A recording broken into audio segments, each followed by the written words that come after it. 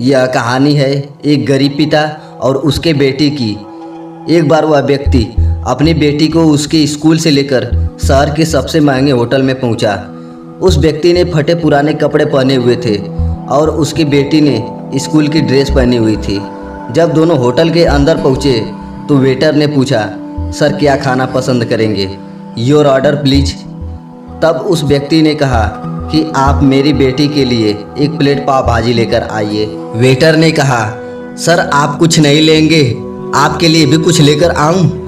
तो उस आदमी ने कहा, मेरे लिए कुछ नहीं, आज मेरी बेटी के लिए पार्टी है। मैंने इसे वादा किया था कि अगर तुम इस जिले में 10th क्लास में टॉप करोगी तो तुम्हें मैं सबसे महंगे होटल में पार्टी दूंगा, इसलिए आप सिर्फ बच्चे के लिए पाव भाजी लेकर आइए।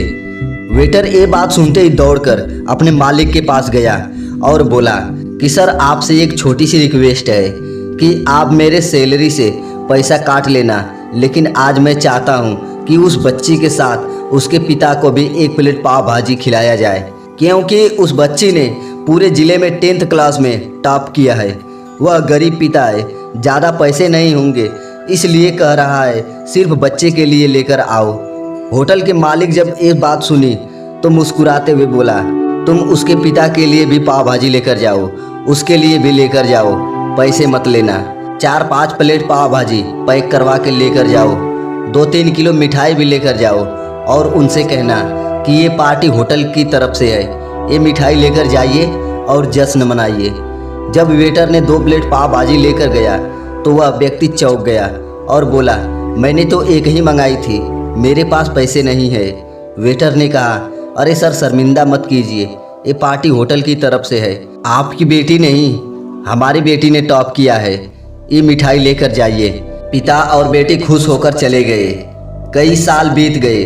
उस गरीब पिता की लड़की अब यूपीएससी की तैयारी करके कलेक्टर बन चुकी थी और इत्तेफाक से उसी शहर में उसकी पोस्टिंग हुई।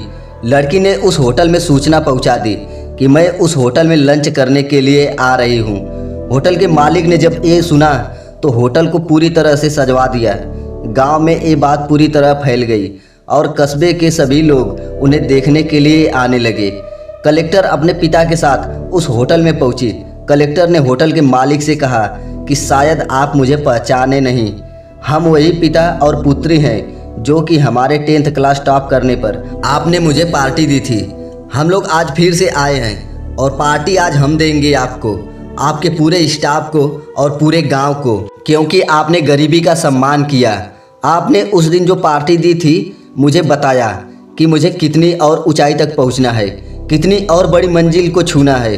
आपने एक नई प्रेरणा दी थी और आज मैं उसी प्रेरणा का एहसान चुकाने के लिए आई हूँ। वो कलेक्टर ये सब कहते जा रही थी और आंखों से आंसू बहते जा रहे थे। यह कहानी हमें सिखाती है कि कभी भी किसी इंसान का मजाक मत उड़ाना और हो सके तो उसकी मदद कर देना। ऐसा नहीं कर सकते तो उसका मजाक मत उड़ाना। जय हिंद।